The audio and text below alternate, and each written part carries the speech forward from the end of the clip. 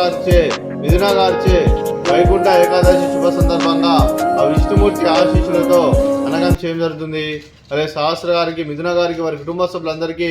వైకుంఠ ఏకాదశి శుభాకాంక్షలు తెలుపుతూ వారి కుటుంబ సభ్యులందరికీ విష్ణుమూర్తి ఆశీస్సులు వారికి ఎల్లప్పుడూ కోరుకుంటూ, అలాగే సహస్ర గారి పైన అలాగే మిథున గారి పైన వారి తల్లిదండ్రులకు ఎలాంటి ఆశయాలున్నా నిర్వహణ కోరుకుంటూ అలాగే వారికి వైకుంఠ ఏకాదశి శుభాకాంక్షలు తెలుపుతూ అన్నదాత